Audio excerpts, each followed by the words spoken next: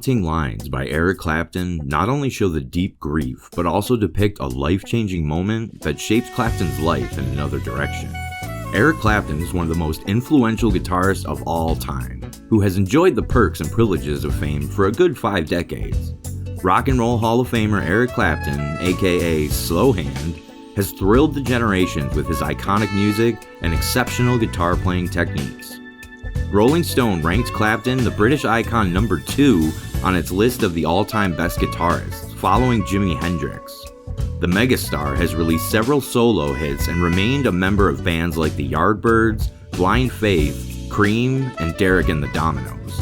Clapton is a guitar mogul and a living legend, but behind the scenes, his life has remained a bumpy ride of turmoil and success.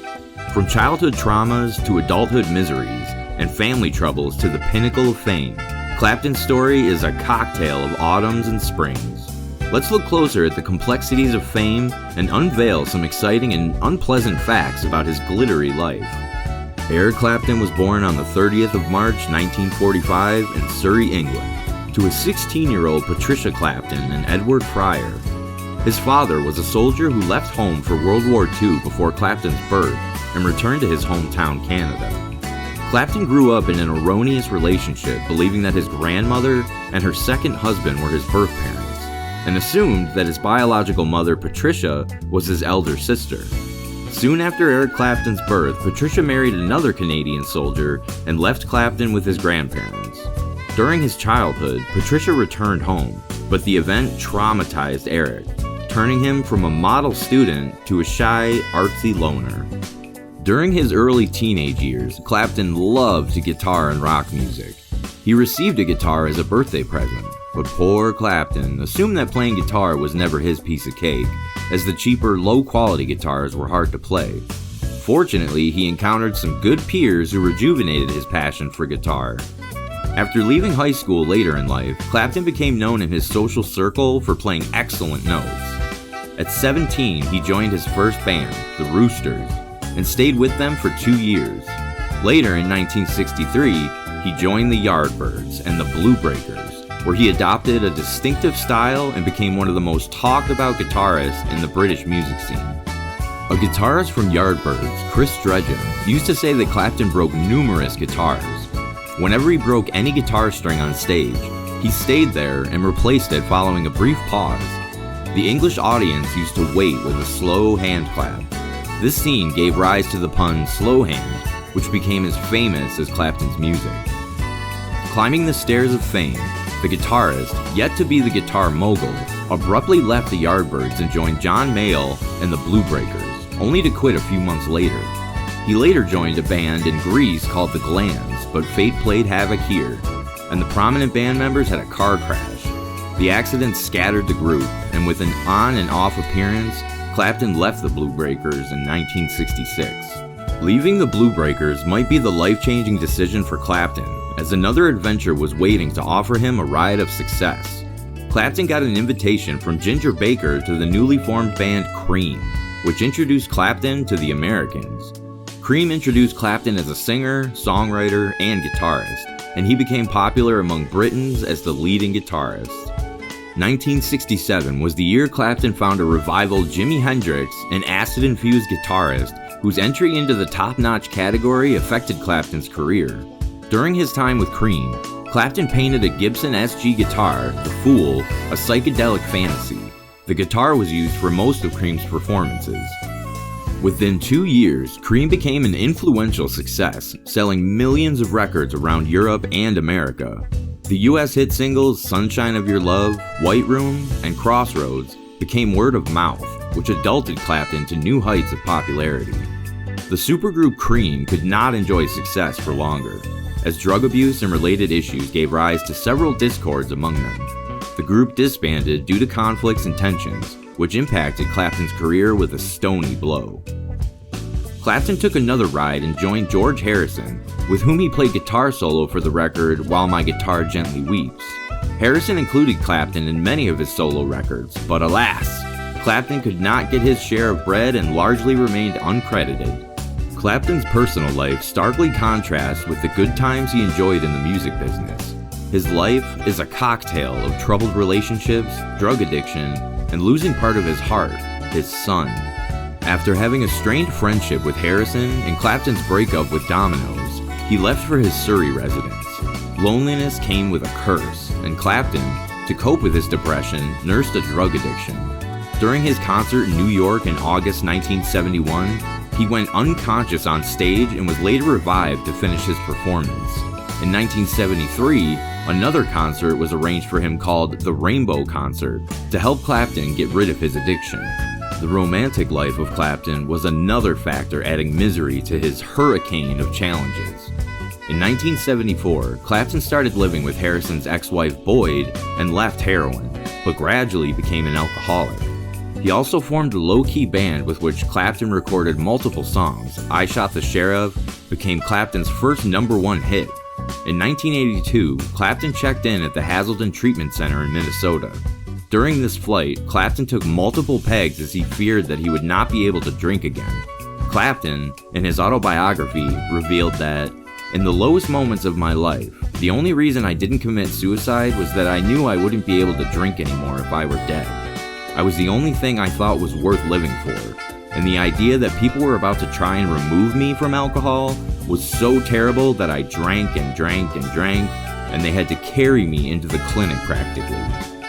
After leaving the rehab, the doctor advised Clapton not to indulge in any stressful activities that could trigger his drinking habit again.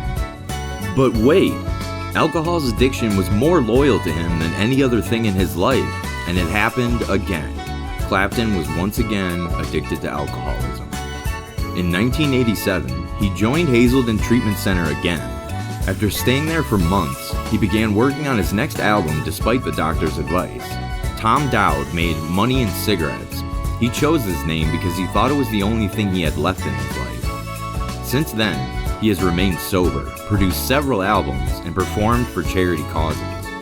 During his peak time of Clapton's music career, he joined the Bee Gees for charity. The supergroup named them Bunburys and recorded a charity album with 3 songs.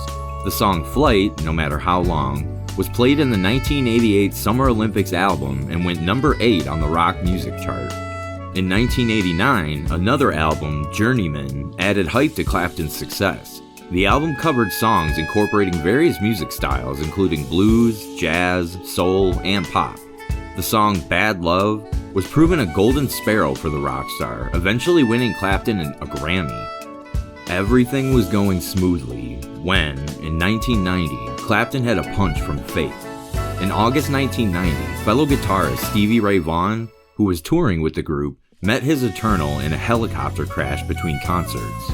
The incident shocked the whole fandom and gave a severe blow to Clapton's group. Later, in 1991, Clapton's 4-year-old son Connor died in a terrible accident in which he fell from the 53rd floor window of his mother's friend's residence. Clapton received a hysterical phone call from his wife, Lori Del Santo, and went off the world's edge.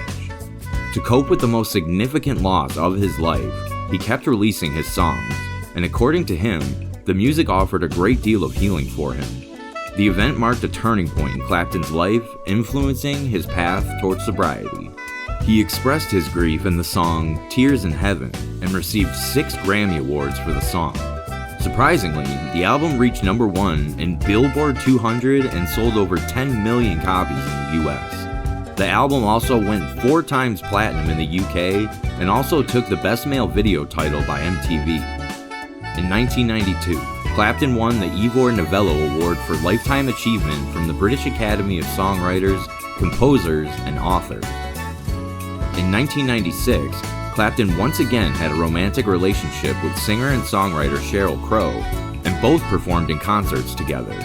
Despite this, Clapton kept releasing songs and winning several titles, especially the 3rd Grammy Award 1999. He finished the 20th century with several collaborations with Carlos Santana and B.B. King. B.B. King admired Clapton on several occasions and mentioned, "I admire the man. I think he's #1 in rock and roll as a guitarist and #1 as a great person." Another shocking truth about Clapton's legacy is the widely known belief that his guitar playing powers are superhuman. In the 1960s, the graffiti slogan "Clapton is God" popped up on the streets of the US and the UK. Clapton never accepted the notion, and in 2016 he suggested that this was done by a hired man rather than a fan, who used the slogan to hype the audience during his days with the Yardbirds. Clapton's super hit Layla, released in 1970, was believed to be sung for his buddy Harrison's wife, Pattie Boyd. The passionate song moved Boyd, but according to her, she wanted to hang on to her marriage. Later, in 1977, Boyd divorced Harrison. 2 years later, she married Clapton. After their breakup, it was rumored that Crow's 1998 hit, My Favorite Mistake, was her breakup. Crow was put those rumors to rest by clarifying that she had many people in her life who were not good ideas. But after knowing Eric for 10 years, I won't consider this relationship a mistake. Clapton is the only artist in the Rock and Roll Hall of Fame, once as a solo artist and twice as a member of Yardbirds and Cream. And last but not least, the shocking truth about Eric would shake you for sure. Harvard University has named a minor planet Clapton that can be found between Mars and Jupiter. So, I would like to end the video by noting that Eric Clapton is not just a musician, but a man who has navigated a remarkable journey of highs and lows. The Slowhand, now 79, is passing through health troubles, but his passion for the guitar has never faded. Alright, that's all for this one, guys. Don't forget to like and subscribe if you enjoyed this video, or drop a comment and let us know your thoughts. I'll see you in the next video.